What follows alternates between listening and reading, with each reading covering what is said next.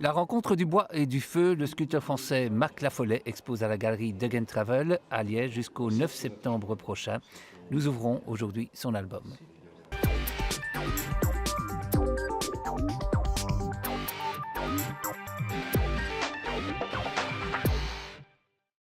Bonjour Marc Lafollet. Bonjour. Bienvenue dans l'album. Nous sommes ici à la Travel Gallery à Liège, boulevard Lavroy. Très heureux de vous rencontrer parce qu'on va découvrir en fait votre exposition, cette exposition de sculpture qu'on découvre d'ailleurs ici en arrière-fond, elle nous accompagne.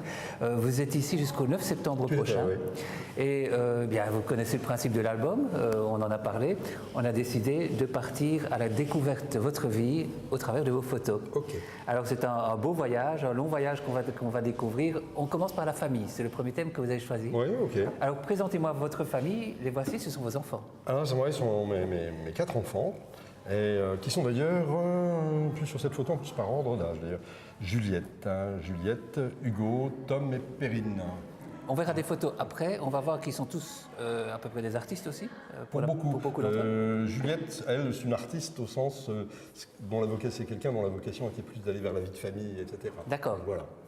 Alors, ici. Hugo. Donc Hugo, qui lui est artiste de cirque, il était au Cirque du Soleil. Ah oui. Donc là, en ce moment, il est en tournée aux États-Unis d'ailleurs. Un passionné qui, dès l'âge de 7 ans, en fait, on lui avait fait faire du cirque. On a fait faire du cirque un peu à chacun de nos gamins, comme vous les inscriveriez dans un club de judo. C'est ça. Et puis lui, à 7 ans, c'est une vocation qui s'est... Ça s'est réveillé. Vous l'avez vu comment ça Il nous l'a dit, et puis il avait un véritable goût, une véritable implication dans ce qu'il est tombé sur un excellent prof en plus, et qui a décelé une forme de talent. Et quand votre gamin de 7 ans, parce que pour les parents c'est déstabilisant, en même temps, nous le cirque, on n'avait pas de culture particulière, ni de connaissance particulière de cet univers. Hein. Et puis 7 ans, 12 ans, toujours artiste de cirque, 16 ans, passe ton bac d'abord. Il a passé un bac S, je crois que c'était 16 ou 18 heures d'entraînement par semaine. Il y a à un moment donné une passion comme ça se respecte. Mais oui, bien sûr, vous avez raison de le dire. Alors le cirque, c'est beaucoup de métiers, c'est beaucoup de disciplines. Ouais. Alors lui, c'est... Il est équilibriste en fait, donc je ne vous ferai pas de démonstration. C'est impressionnant, hein, avec cette photo. Oui, tout à fait. Oui, c'est beaucoup de travail. Énormément de travail, et de souffrance aussi. Oui, j'entends bien. Qui sont intégrés à ce type de passion, à ce type de gestion des métiers passion, bien sûr. Évidemment. Ah, là, autre univers. Autre univers complètement différent. C'est Juliette, notre fille aînée, qui, elle a nourri dès le plus jeune âge une passion pour tout ce qui était culture marocaine, notamment. Ok. Mais ça a démarré très très tôt. Hein. Ça a démarré je pense qu'il y a 11-12 ans, de façon très banale. Je crois que c'était avec Faudel, ce genre de choses. Mais très vite, elle a dépassé ce cap, je dirais, variété et autres, pour s'intéresser... Pour entrer dans la culture marocaine. Voilà, complètement. Musique traditionnelle et compagnie, danse. Ah oui. On a cru qu'à un moment donné, d'ailleurs, elle ferait un bout de chemin dans cet univers. Hein. Et puis ça a été jusqu'à une telle passion qu'elle a... Au Maroc, elle a rencontré son futur mari, Lassène, qui est un type extraordinaire, d'ailleurs. Et voilà, et ça, c'est une photo que j'ai trouvée très révélatrice de leur univers, en fait, de leur mariage marocain. Donc, et je dirais qu'à travers chacun de ces enfants, finalement, ils nous font découvrir, c'est d'une richesse familiale. J'allais dire, les enfants éduquent leurs parents aussi d'une certaine manière. Alors, j'imagine que vous les avez amenés d'une manière ou d'une autre vers l'art, ça c'est clair. Ouais. Mais inversement, ils vous restituent alors ce dont vous leur avez fait. Et ça vous influence dans vos travaux? Ça m'a influencé. Ça m'influence dans mon travail, je dirais. À un moment donné, c'est à force de pousser un peu les enfants vers ce qu'ils peuvent devenir, vers leur passion, de respecter leur passion et de stimuler à y aller, en fait, c'est de se dire, attends. Je dois le faire aussi. Moi, ça m'a stimulé aussi à ce niveau-là. C'est un moteur. C'est un moteur terrible. C'est un moteur terrible. Et de se dire, et moi, cette sculpture, ce que je fais, cet atelier, tout. Je dois être digne de la transmission que je leur fais. Oui. C'est pas mal. Ça, c'est, je dirais, le repère. C'est mon épouse, Catherine. Et ça, c'est vraiment... J'aime beaucoup cette photo. C'est ce côté, c'est vraiment elle qui... Elle est prof de piano, elle. Elle est vraiment l'espèce de borne, de point de ralliement, de totem, on va dire, un peu de la famille. C'est elle qui... Un phare. Complètement. Ça va bien avec la photo, je trouve. Voilà. L'importance des réunions de famille, je dirais Alors, une réunion de cette importance. Pourquoi cette photo? Parce qu'on est tous réunis, quoi, en fait. On est tous réunis. On parle de quoi, alors, quand on est autour de cette table? Pardon? On parle de quoi quand on est autour de cette table? De tas de choses. On rit beaucoup. Ouais. OK. Et puis, les enfants qui sont très soudés entre eux, mais qui, finalement, notamment avec Hugo, celui qui est là-bas, qui vit en Amérique du Nord principalement, puis au rythme des tournées, etc. Donc des gamins très très soudés via Internet, Skype et compagnie. Mais Hugo, on le voit une fois par an. Hein. Ah oui, donc c'est vraiment les retrouvailles. Ouais, voilà. Oui. D'où l'importance, c'est pour ça que j'ai mis cette photo, l'importance de ce type de retrouvailles. D'accord. Hein. Là, c'est l'ensemble. C'est une photo prise à la Philharmonie, cette magnifique nouvelle salle de concert là à Paris. C'est Tom, ça. Tom, c'est notre fils, je dirais, cadet. Il va avoir 22 ans, Tom, ou 21 ans, je me mélange dans les quatre.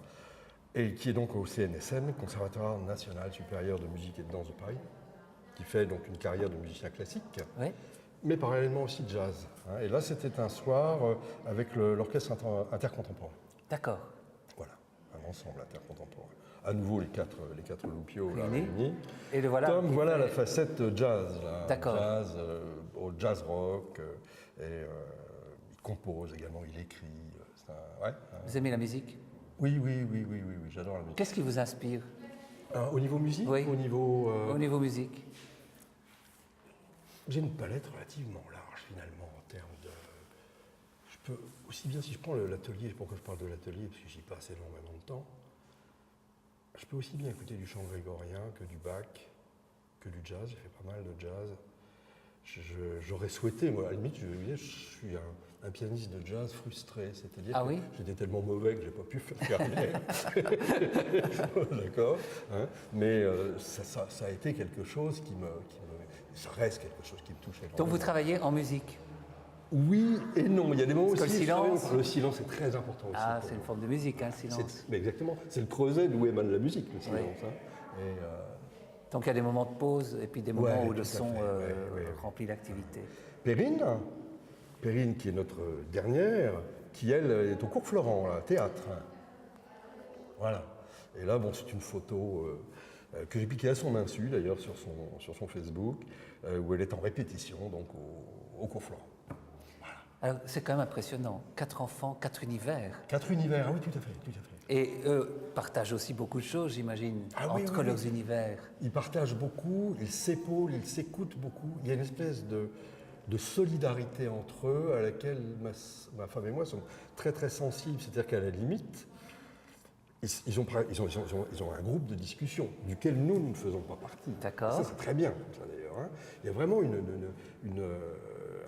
ils sont quatre gamins, là, tous très différents, mais qui ont une profonde affection les uns pour les autres, une très grande solidarité également. Et ça, c'est important. Il y a vraiment... on ne peut pas parler d'indifférence, ou on ne peut pas parler, je dirais, de rapport familial, de circonstances. Non, il y a quelque chose de profond. Et des terrains de liberté très différents, mais qui se respectent, j'imagine, totalement. Qui se respectent, et qui se comprennent, tout ça, ça cohabite. Oui.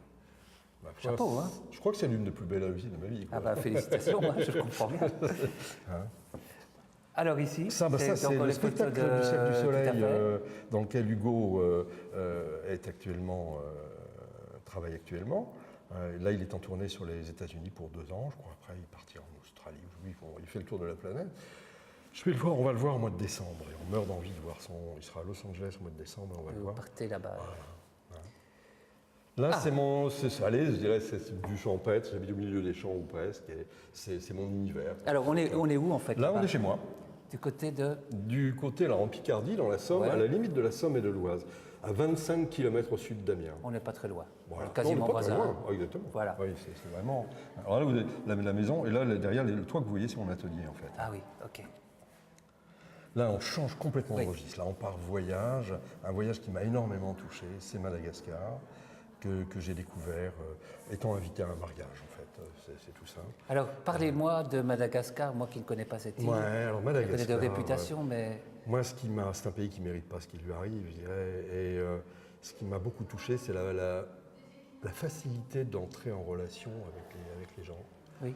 la simplicité également, la grande détresse dans laquelle se trouvent beaucoup de ces gens. C'est une leçon de vie terrible. Je me souviens, on était avec les enfants qui étaient plus jeunes qu'ils le sont aujourd'hui.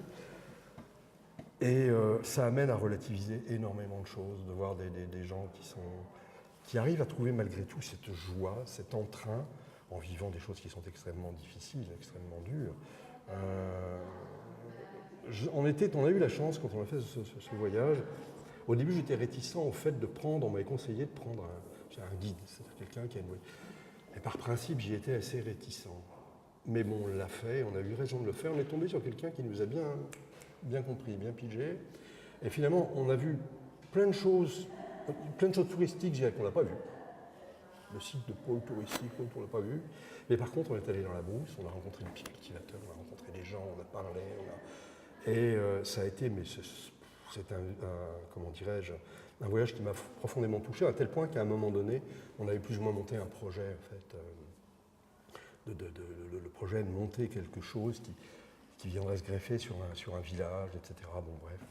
Et ouais, c'est vraiment humainement une grande leçon. Une grande leçon de belle profondeur, une belle humanité. Et parallèlement à ça, un petit peu la forme de honte par moment d'être un occidental finalement, qui venons. Pourquoi le président à l'époque de la zone industrielle de Tananarive était un Français? Il faut qu'on m'explique quelque part. Oui. C'est la France-Afrique, comment on l'appelle? Ouais, je dirais quelque part c'est l'esclavage moderne, 27 € par mois quand on a la chance de travailler. C'est ça le salaire moyen. Ça sont autant de choses qui m'ont beaucoup interpellé. Oui, interpellé. On comprend bien. Je remarque, on a préparé tout à l'heure ensemble, j'ai vu l'ensemble de vos photos, il y a quand même un côté visuel à certains moments qui me frappe. Quand je vois la structure de cette maison et quand je vois vos œuvres, il y a quand même un dialogue. Oui, je comprends bien. Ouais, tout à fait. On en verra d'autres tout à l'heure qui m'ont inspiré la même réflexion. Alors ici, on est où là en fait? Là, on est à Chefchaouen, au Maroc. Là, on a complètement changé de registre. Et bon, j'aurais pu vous mettre des belles photos de belles ruelles bien bleues, etc. Je trouvais que celle-ci était plus orientée, encore une fois, sur la vie. Elle a un côté plus intime, moins artificiel que les photos qu'on voit actuellement, que l'on voit souvent de cette ville. Ce qui ne retire rien à la beauté de ce site. Hein. Mais, comment dirais-je, c'est aussi une ville dans laquelle vivent de vrais gens. Oui.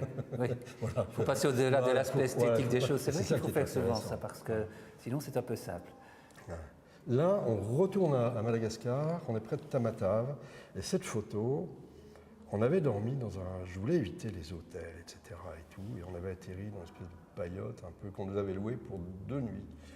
Et sur ce qui était en bordure de plage, près d'un village de pêcheurs, qui était tellement pauvre que vous voyez les voiles sur des sacs en plastique, etc. Bon, bref.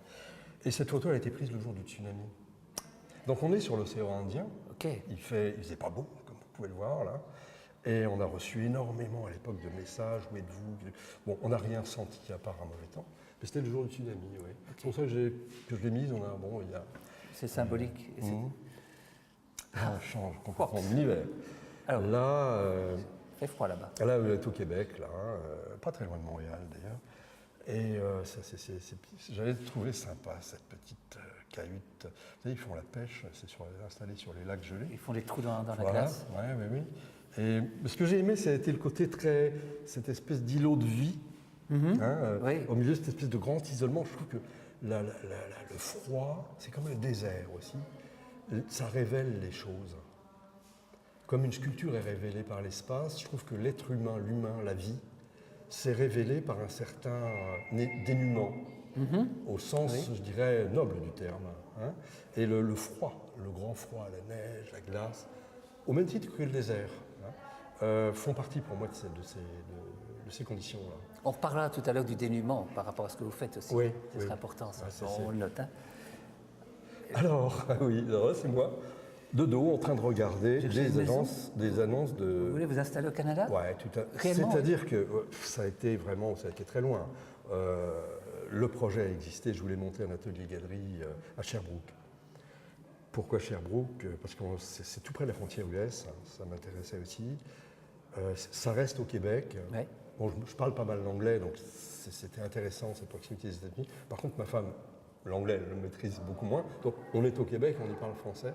Également une ville universitaire très importante, je crois que c'est la 4e ville du Canada, si c'est pas la seconde, je ne sais plus. Bon, mais bref, très belle ville universitaire avec une université anglophone et francophone. Et j'avais monté donc ce projet d'atelier-galerie, mais qui était chiffré, on avait trouvé l'école pour les gamins, et une école qui d'ailleurs combinait à la fois la musique, Ouais. une école publique, musique et études normales, etc. Et puis la vie qui vous rattrape au galop. Moi j'étais parti, j'étais complètement parti. Une mère qui à l'époque était très âgée et qui, ma sœur habitant relativement loin, la vie toute simple, qui vous vous dit attends, je ne vais pas la laisser comme ça. Là-dessus, une fille qui se marie, son mari arrive de l'étranger, la Seine, se disant attends, je pars à 6000 km, la Seine arrive, c'est un gamin fantastique ce type-là. Qu'est-ce que vous voulez que. Je ne vais pas abandonner tout ça, je ne peux pas. Et ça a été, j'ai mis 1 an et demi à m'en remettre. À ce point-là, ah oui. ouais, Ah oui. J'étais parti. Ah oui. Parfois, on part d'abord dans la tête. Hein. C'est le rêve, c'est important. Capespichel, j'ai beaucoup aimé ce petit endroit du Portugal, entre autres, c'est pas le seul que j'ai apprécié. Et j'ai trouvé graphiquement. C'est de l'abstrait, presque. Hein. J'ai trouvé ça très magnifique. Bon, je ne suis pas photographe, hein, donc il y a certainement des erreurs de cadrage, etc. Mais c'est quelque chose qui m'a beaucoup interpellé. Et à nouveau, dans les paysages que je prends en général, dans les photos que je prends en général, il y a souvent peu d'êtres humains. J'aime bien, je trouve qu'il n'y a jamais tant de présence humaine que dans un lieu dans lequel on ne montre pas l'humain. Mm-hmm. Pourquoi ça? Je trouve que là, on est plus confronté, je dirais, à l'histoire de l'homme, finalement, à toutes ces générations. On est confronté d'un seul coup sur ce type de lieu à tous ceux qui l'ont habité. Ok. Vous voyez ce que je veux dire, hein? Oui. Tous ceux qui ont imprégné un lieu, finalement. La confrérie des fantômes. Voilà, oui. Complètement. Hein? Il est imprégné de toutes ces choses-là. Oui. Et on retrouve. Moi, je suis en tout cas beaucoup plus à l'aise avec cette dimension-là. Je retrouve vraiment ce côté prédécesseur. D'accord. Là, retour au Canada. Oui. Là, on est à 1250 km de Montréal. Là où la route s'arrête, la Natashquan, qui est la patrie de Gilles Vigneault d'ailleurs. Et un spot, un endroit qui s'appelle Les Galets, qui est vraiment très connu sur Natashquan. Et pareil, vous retrouvez quoi? Oui, il n'y a pas sur cette photo, il n'y a pas d'êtres humains. Pourtant, la vie, pour moi, elle est terriblement présente là. Hein. Oui, bien sûr. Oui, oui. Et la vie dans son environnement, dans son plongée dans l'univers. Les racines, elles sont là, quoi, enracinées dans la vie, quoi. Et c'est vraiment, à la limite, il y a un lieu où je devrais être un jour. C'est vraiment ce type de lieu qui, moi, oui, vous seriez heureux là-bas. Oui, dans une de ces petites maisons, vous seriez heureux. Ah oui. Puis en plus, il y a ce Saint-Laurent qui est magnifique. On ne sait plus si c'est la mer ou le fleuve. Oui, c'est vrai qu'il y a très peu de monde. Oui. On est confronté, je dirais, à notre histoire, quelque part, au sens, je dirais, au sens univers, notre place en tant qu'élément de l'univers, etc. De façon... Avec toutes les questions. Je ne sais pas si je suis très clair. Non, ça, c'est ma famille qui s'amuse à prendre ces photos, parce que c'est vrai que je prends quelques photos de paysages, mais je prends énormément de photos aussi de détails, de rochers, de textures, de choses qui s'entrecroisent, qu'on peut retrouver peut-être, je ne sais pas, certainement, dans mes sculptures. Je suis très sensible à tout ce qui est empreinte, l'empreinte du temps, la trace laissée par les éléments, la trace laissée par l'homme aussi. Ça sont des choses qui, moi, je suis fortement imprégné, en tout cas. Je pense aux 4 éléments, et en vous écoutant, depuis le début de cette émission, je me dis que finalement, on a chacun peut-être un élément qui est plus fort en nous, vous avez les 4, en fait, vous. Vous avez le côté terrestre, Oui. dans vos œuvres, le côté aérien, le feu. Oui, oui, tout à fait, oui, qui est présent. Et l'eau, parce que dans toutes vos photos, il y a toujours de l'eau. Oui, oui, la mer, pour Ouais. moi, qui a vraiment une signification. Hein. Donc vous faites la synthèse entre les quatre, vous. Ouais, ouais, ouais, ouais, C'est pas la mal. mer, c'est l'expression de la vie, quoi. Je trouve. Oui, oui. C'est vraiment. On touche à une dimension d'éternité quand on touche à la mer. C'est la mer qui vient parler à la terre, quelque part. Et s'asseoir sur cette colline, regarder la mer et se poser toutes les questions Voilà. auxquelles on ne sait pas répondre. Ouais. Voilà, bon. Même type de photo. Il y a d'ailleurs une mer qui est magnifique derrière. Ouais, oui, Voilà. tourmenté. Toujours au Portugal, là-bas. Toujours au Portugal, oui. Voilà. Là c'est complètement différent. Là, on est dans la région du Lake District, dans le nord de l'Angleterre, au nord de Manchester. Là, mais on est bon, avec des amis anglais, on avait été visiter les topiaries, ce sont ces jardins où tous les arbres sont taillés au cordeau et tout. Mais moi, ce qui m'avait surtout intéressé, c'est de me promener sous les arbres. Ah oui, et trouver ces structures. Et j'étais surpris, parce que quand je regardais pour les photos, justement, là, ce qui m'a sauté aux yeux, ça a été ces formes-là que je commence à retrouver dans quelques dernières sculptures qui arrivent. Ah oui, oui. D'accord.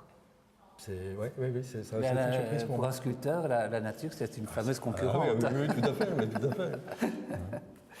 Là, c'est pareil, c'est un détail d'un sol au Maroc, hein, que j'avais trouvé l'organisation, et puis j'avais trouvé également les timbres au niveau, il y a un côté musical presque là.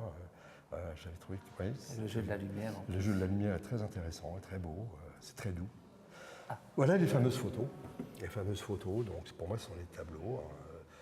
Des fois, je pense à des gens comme Tapies. Il y a vraiment il y a une composition graphique étant donnée par la nature. C'est étonnant. C'est vraiment ça. C'est superbe. On a l'impression que c'est la main de... Non, c'est pas la main de l'homme d'ailleurs.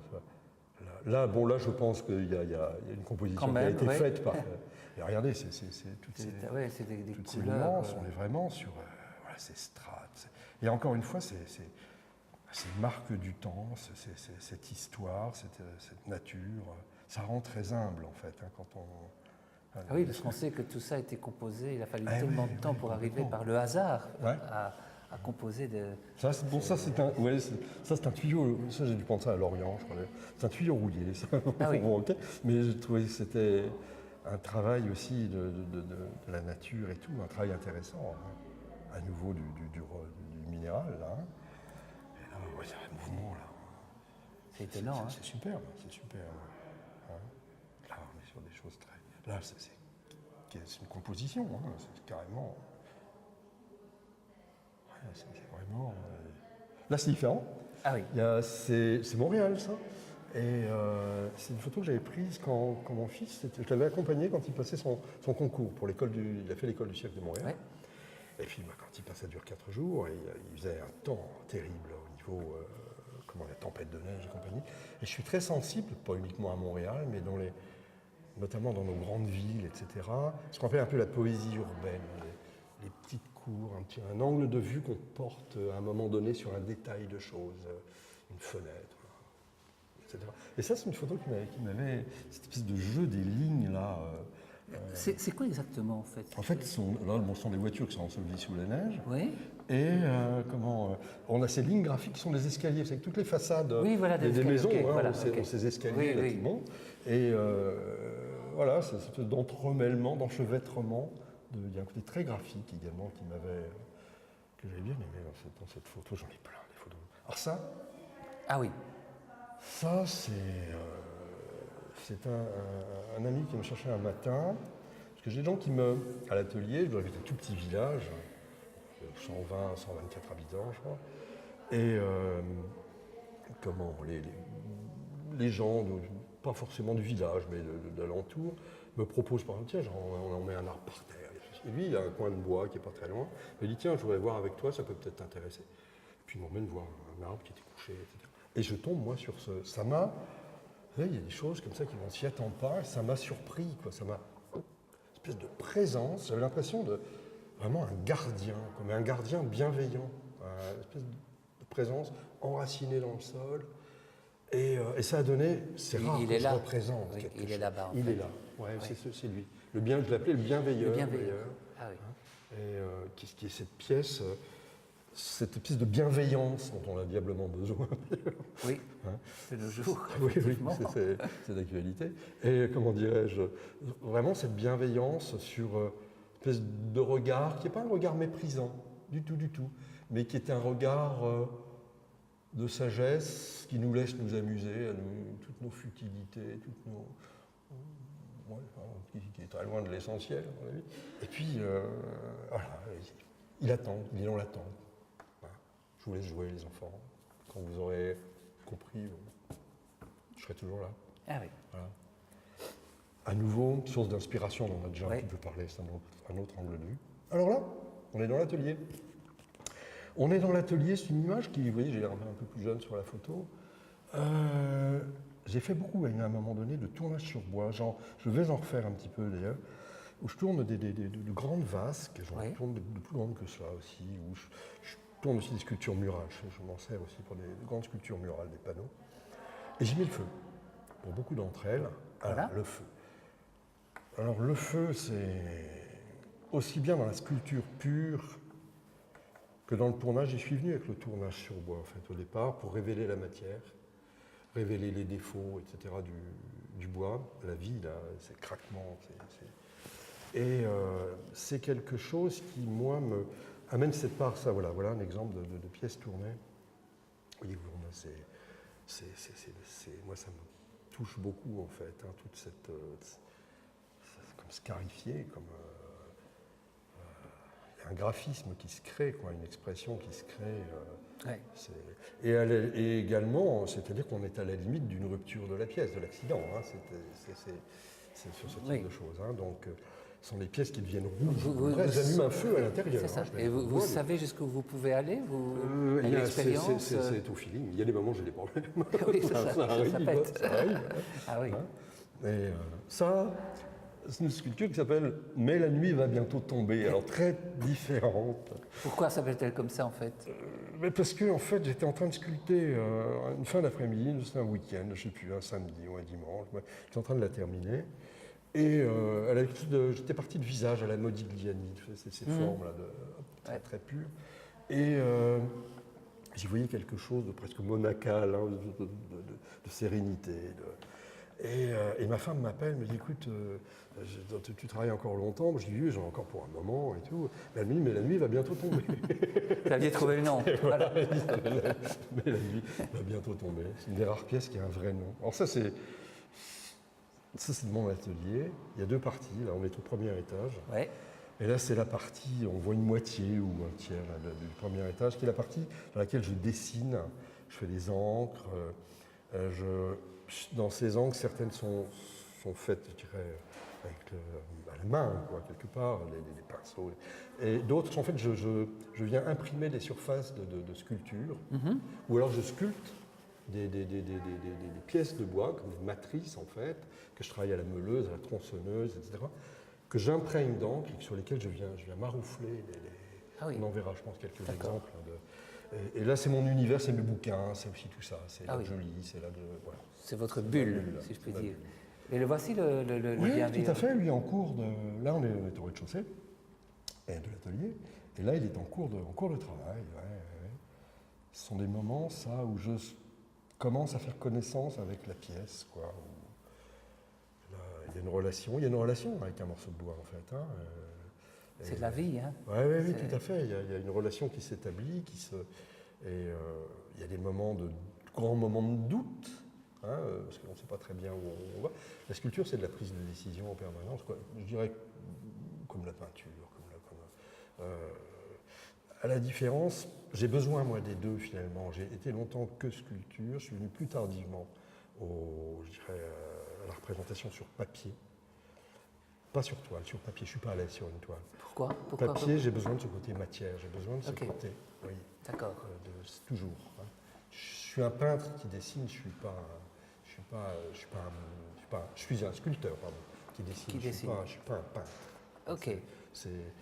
Et les deux se complètent en fait. Pourquoi? Parce qu'on peut se permettre, face à un papier, d'avoir, on verra quelques dessins notamment, une espèce d'impulsivité. Puis après, bon, le tableau s'organise, c'est autre chose, il est demandeur. Mais une première phase La sculpture, c'est différent parce qu'on est sur un process qui est beaucoup plus long. Oui. Hein. Donc, on la découvre petit à petit, cette pièce. On a de longs moments De maturation, de maturation, oui, de regarder. Difficile de s'orienter, je vais où? Hein, surtout quand on n'est pas dans la représentation de quelque chose. Oui. Hein. Et voilà. Vous savez, quand la sculpture est terminée, qu'est-ce qui vous permet de dire à un moment donné, voilà, là j'arrête, c'est terminé? Alors ça, c'est... je pourrais vous répondre par une formule que j'aime beaucoup, qui est facile, c'est cette phrase de Syntex qui disait que le beau, c'est pas quand on ne peut plus rien ajouter, c'est quand on ne peut plus rien retirer. Ah, le dénuement dont on parlait tout à l'heure. Ouais. Je dirais qu'à un moment donné, ouais, on le sent. C'est difficile de mettre des mots sur ce que vous me demandez là. Enfin pour moi, c'est difficile. On sent cette espèce de pièce qui s'envole, elle mène sa vie, on sent une espèce de vie. Allez, voilà. C'est fait, elle se détache, elle part. Parce que si donc, vous s'arrêtez. Ces œuvres, donc vous les brûlez, et ouais. vous m'expliquiez tout à l'heure, on était près de l'une d'entre elles, donc vraiment le feu les dévore, et vous travaillez avec le feu, qui est votre complice. Tout à fait. Vous êtes à deux à sculpter en même temps. Elle est cernée, la sculpture, à ce moment-là. Et à un moment donné, effectivement, c'est ce côté aérien dont on parle aussi tout à l'heure qui arrive, et puis voilà, elle s'en va alors. Voilà, voilà, exactement. Alors on continue. Ah, toujours la visite de l'atelier. Là, je suis au rez-de-chaussée, là, voilà. On est au rez-de-chaussée, là, c'est mon univers, oui, tout à fait. C'est une âme. Hein. C'est vraiment c'est mon atelier, quoi. C'est là que j'y suis 7 jours sur 7 presque. C'est toute ma vie. C'est aussi un lieu de discussion avec des amis, des visiteurs. Oui, tout à fait. Alors j'habite, c'est un petit pays, donc j'ai pas de visite tous les jours. Si, j'ai les voisins qui passent, ce genre de choses. Hein. Et c'est un lieu assez convivial en même temps. Hein. C'est ça, donc c'est pas le lieu de l'ermite qui se retire, non, c'est à des moments pour travailler, j'imagine, mais à d'autres moments, c'est un lieu de partage. Ouais. Important aussi, ça. Donc le feu, là, à nouveau, sur une pièce. Ah oui. Ce sont des pièces que je passe la photo, à un moment donné, ces pièces-là, elle a aussi une raison d'être pour moi. C'est qu'à un moment donné, la pièce est presque finie, ou elle ne va pas tarder, et j'ai besoin de la voir, mais avec un recul. Et c'est-à-dire, plutôt que de la voir en face de moi, j'ai une vision plus objective, je dirais peut-être, à un moment donné, si je passe par le média de la photo. Ok, ça crée une distance. C'est comme quand on écrit, si vous voulez. Si j'écris à la main un texte ou autre, si je veux avoir à un moment donné une vision plus objective d'un recul, c'est le clavier. Ok, ah oui, je comprends très bien. Vous voyez, c'est moins personnel. C'est moins, voilà, j'ai plus de... Et c'est là que le vrai travail, si on parle d'écriture, le vrai travail sur les mots peut commencer. Ok. Enfin, pour moi. Hein, d'accord. Voilà. On est toujours dans l'atelier. Alors ça, cette photo, c'était une préparation d'exposition. Il y a certaines des pièces qui sont ici, d'autres non. Celle-ci est ici, celle-ci aussi, voilà. Et là, c'est en arrivant le matin dans l'atelier où j'ai eu vraiment cette impression d'aller disposer les pièces. Donc je me suis amusé la veille au soir. De me dire, attends, t'arrives, on a des choses à te dire. Le conseil de famille, voilà, si je puis dire. Ah oui, oui, c'est vraiment ce que j'ai ressenti. Qu'est-ce qu'ils vous ont dit? Il était temps que tu arrives parce qu'on a des choses à te dire. Et qu'est-ce qu'ils vous ont dit? C'est secret. Alors là, oui, on parlait un petit peu d'essentiel. Ça, c'est une pièce murale, ça, qui est d'ailleurs chez quelqu'un de cette pièce qui est dans la région de Verviers, je crois. Ah oui. Ouais. Et quand la pièce est sculptée, là, j'en ai éliminé déjà beaucoup. Hein. Et je continue. Et avec la clé bleue, là, j'ai cette pièce qui est face à moi, c'est de me dire, bon, ça, c'est pas essentiel. Clac, ça, j'enlève. Ça, c'est pas essentiel. J'enlève. Ça, voilà. Et c'est ce travail-là que je suis en train de faire, de noter les choses qui... voilà. Okay. Avant qu'elle soit brûlée, cette pièce. Hein, alors là, je vous parlais tout à l'heure. Ouais. Des encres notamment, des encres qui sont marouflées, qui sont au point, c'est basique mon histoire. Hein, c'est une matrice en bois sur laquelle j'ai fait des lignes à la tronçonneuse, une texture, etc., que je viens enduire d'encre et au point. Ah oui. Alors, je regarde la feuille, je remets ou je laisse. Ce qui fait que je ne peux pas reproduire véritablement le même, à peu de choses près, le même graphisme. Alors, je suis toujours dans la ligne, pour moi, c'est quelque chose d'important, notamment la verticale. Oui. Pourquoi La verticale, on c'est se pas une redresse. forme géométrique pour moi, c'est pas, Ouais. c'est une dynamique. Ok. Ok. La dynamique, alors, on peut parler dynamique d'élan, on peut parler de choses comme ça. Ok. On peut parler, je crois que j'avais sorti ça à un copain il y a quelques temps qui m'a dit, bon écoute, va te coucher. Je disais que entre l'ombre et la lumière, je disais, mais finalement, l'homme, c'est une ligne qui est en quête de verticalité. Hein, on est là aussi, entre... Et on retrouve ces aspects ombres dans mon travail, ça, j'y suis attaché. Ah bon, on le voit bien ici, hein, vraiment. Et c'est là, vrai, on y est, là. Hein. Tout à fait. Ouais. Tout à fait. Ça, ce sont des collages. Ok. Collages.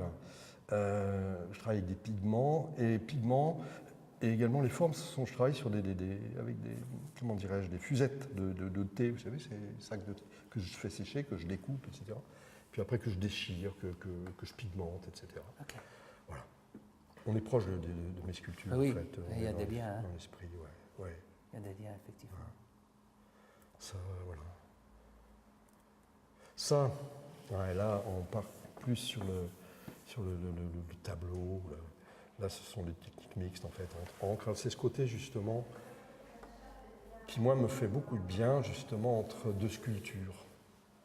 Où les sculptures, j'ai eu cette espèce, comme on disait tout à l'heure, ce process un peu long et tout. J'ai besoin, par moment, De l'instantané. d'aller ouvrir une fenêtre, Oui. d'aller pam, et d'aller jeter. Et ça, comment dirais-je, c'est quelque chose.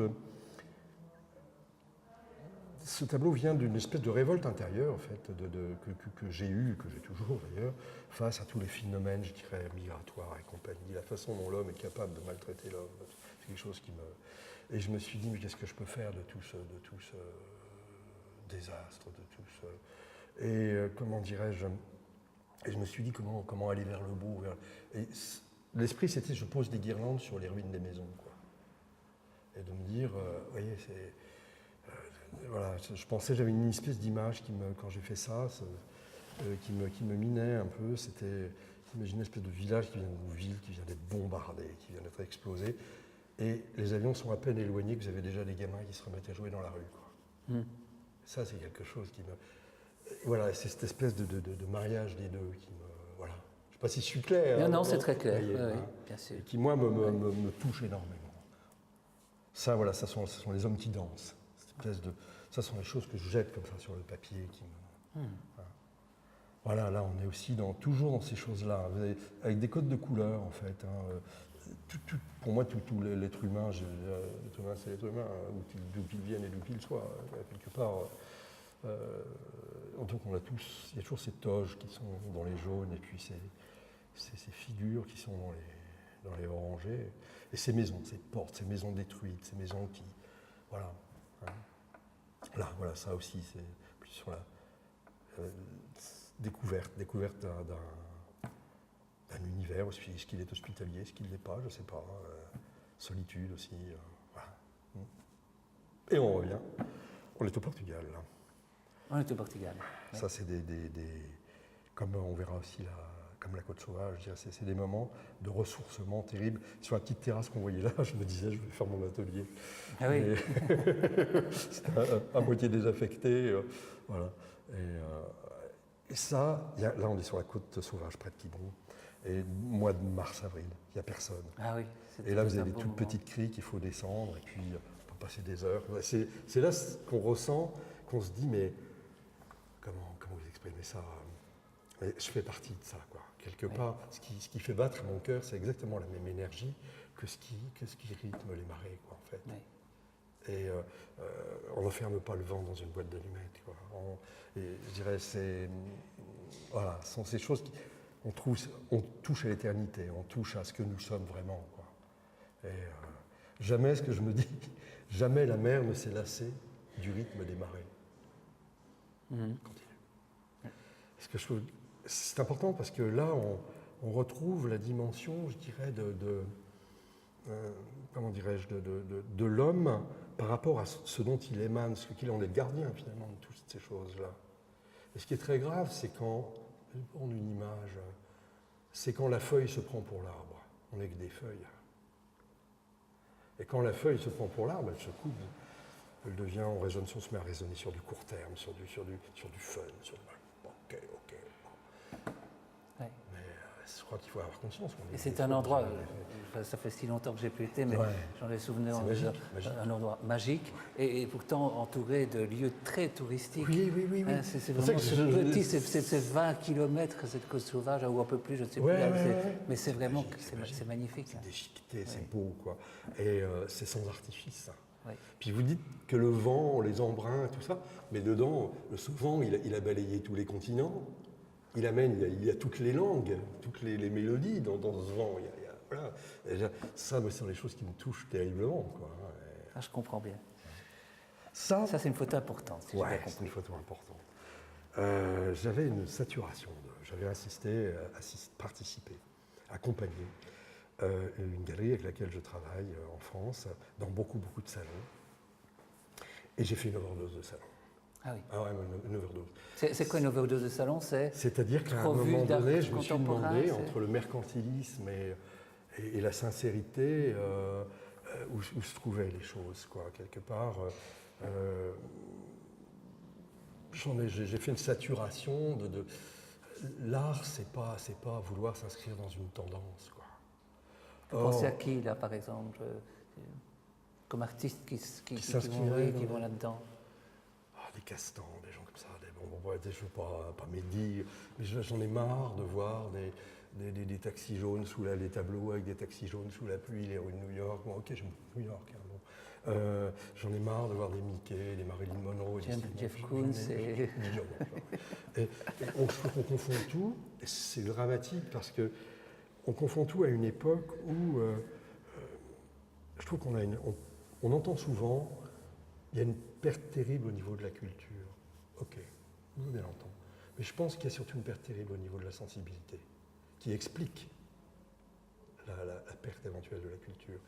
Et je trouve que c'est grave ce que font ces organisateurs de salons dont les sélections sont souvent laissent à désirer. Parce qu'on face à un public qui, ma foi, n'est pas toujours, souvent n'est pas averti, puis il n'a pas à l'être, je ne lui jette pas la pierre à ce public. Hein, mais on ne lui donne pas les moyens de faire parler sa sincérité, on le rattache à de la télé-réalité, à du machin, ce qu'il voit tous les jours, tous les conneries qu'il peut voir tous les jours, entendre tous les jours. Et ça m'avait vraiment, je me remettais en question, je me disais, de grande colère, mais qu'est-ce que je fous là? Et c'est pas prétentieux, c'est toute humilité, je suis un petit sculpteur, bon, mais qu'est-ce que je fous là? Elle est où ma sincérité si je veux continuer? Comment je fais? Et puis j'ai vu ça, on était bête somme, trottoir. Puis j'ai pris cette photo, je dis à ma femme, je reste. Cette photo qui, pour moi, c'est ce type, c'est cette bouée qui est seule. Puis finalement, elle a décidé de rester, les autres sont partis, donc ouais. Je continue. C'était ce moment-là. Je continue. Comme un Satori, quoi. Ce moment de grâce, ce petit moment qui arrive, voilà, je bascule. Ouais. Ah oui. Voilà, l'histoire de cette photo. Cette lumière, donc ça renvoie à des peintres comme Manessier, déjà, ça, on est sur la baie de Somme, qui est un endroit magnifique. Et, voilà, c'est toujours... On s'en lasse pas, hein? Non, on s'en lasse pas. Et puis, ce côté... Là, je reste avec mon calepin, des fois assis pendant des heures. Là. J'écris pas, ou j'écris, ça dépend. Et justement, le calepin, il est là. Oui. Ils sont là. Ils sont là. Donc, alors, vous êtes toujours incarné avec vous? Toujours. Qu'est-ce que vous y mettez, en fait? Des dessins? Vous écrivez? On va y trouver un petit peu de tout. J'y écris beaucoup. Un petit peu je dirais, dans l'esprit de ce qu'on évoque, là. Tout ce qui peut me toucher à moi-même, me faire réfléchir. Les doutes que je peux avoir. Je trouve que plus j'avance, moins j'ai de certitude, et puis c'est bien comme ça d'ailleurs. Donc j'y mets toutes ces choses-là, j'y mets aussi des idées, j'y mets aussi des comment dirais-je, ça sont des galets que je m'étais amusé à passer au crayon, bon, bref. Et j'y mets des projets aussi, des choses qui me trottent par la tête. Vous voyez. Ah, vous avez tellement raison, plus on avance, moins on sait. Oui, tout à fait, mais je crois que ça, il faut en être... On en est bien conscient, évidemment. Tout à fait. Vous écrivez pour qui? Je me suis posé la question. Je crois que, en fait, ça a démarré il y a des années, cette histoire de calepin. J'en ai des dizaines et des dizaines. C'est même un cadeau qu'on me fait fréquemment, que me font mes enfants ou ma femme. Et je voulais écrire un bouquin. Et à un moment donné, je parle de ça il y a une quinzaine d'années peut-être, et à un moment donné, je me suis rendu compte, j'ai commencé à le faire, je me suis rendu compte que finalement, je n'avais pas assez de recul par rapport à... Je revenais de Madagascar. Et j'étais beaucoup trop, je m'impliquais beaucoup trop. Et je me suis dit, attends, avant d'être capable d'écrire quoi que ce soit, mon lieu, il faut que tu te vides, il faut que quelque part, tu épanches le... Et c'est là que j'ai entamé un premier calepin. Comprendre la photo de la sculpture et reculer Voilà, pour la voir voilà. et... D'accord. Je me souviens de la première phrase que je m'étais posée, j'étais dans un bistrot, du côté de Lorient, et essayer de me dire, comment tu vas? Avec nos stylos dans une tasse de thé, comment tu vas? Puis ça a démarré. Et puis il y a eu des dizaines et des dizaines de calepins. Donc, après, bon, c'est vrai, on va y trouver des dessins, on va y trouver un petit peu de tout. Mais c'est vraiment des objets, en plus, qui ont un côté tactile. Quoi. Il faut qu'ils soient souples. Ça, c'est Tom qui m'a offert celui-là, j'ai trouvé des marrant. Mais il y a ce côté souple, il y a ce côté, si vous voulez, bon, il y a des graphiques, il y a tout, il y a des notes, il y a des... Voilà, c'est ce que je ressens à un moment donné. C'est des textes que je travaille aussi. Vous parlez d'écriture. Ouais.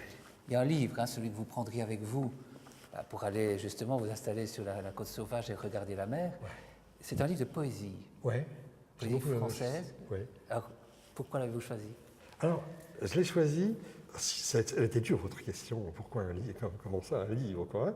Et je suis un fou de bouquins, donc j'ai des rêves. Mais écoutez, c'est l'opération du dépouillement, du dénuement, il en faut plus qu'un.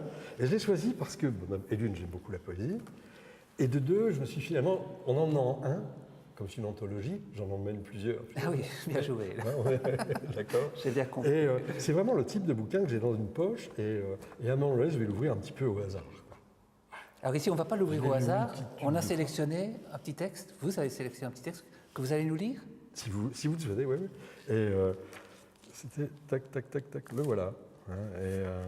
Alors d'abord, pourquoi l'avez-vous choisi celui-là, ce texte? Il évoque des choses qui me parlent, en fait, qui touchent un petit peu à mon univers, qui sont, il y a le piano notamment aussi, le jazz, des choses comme ça. Oui, j'ai fait pas mal de jazz. Je n'en fais plus, que c'est complètement incompatible avec la sculpture. Oui, bien sûr, oui. J'en joue 1 heure par an, et quand j'en joue, Tom me dit, mes enfants me disent, écoute, tu nous joues toujours la même chose, ça va. Donc je tape un peu le blues, mais bon, ça va pas très loin. Alors ce texte, eh bien, on vous accompagne, on vous écoute. Donc je vous en lis un passage. Dans la nuit passent les trains et les bateaux, et le mirage des pays où il fait jour. Les derniers souffles du crépuscule et les premiers frissons de l'aube. Il y a toi, un air de piano, un éclat de voix, une porte claque, une horloge, et pas seulement les êtres et les choses, et les bruits matériels, mais encore moi qui me poursuis ou sans cesse me dépasse. Ouais, voilà, ça fait partie de ces petits moments agréables. Moi qui sans cesse me dépasse. Le combat le plus dur et le plus important dans la vie, c'est le combat qu'on a avec soi-même, non? Oui, je pense. À un moment donné, c'est s'accepter aussi bien dans ses côtés, je dirais, les plus positifs, les plus sympas, comme dans ses points d'ombre, chose qu'on porte tous. Il y a quelque part, je crois à des notions comme la responsabilité collective. Je pense qu'on a tous, en tant qu'être humain, et je dirais ça, il faut savoir l'accepter. On n'a pas à se démettre de ça. C'est tellement vrai par les temps qui courent. Oui, tout à fait. On n'est pas...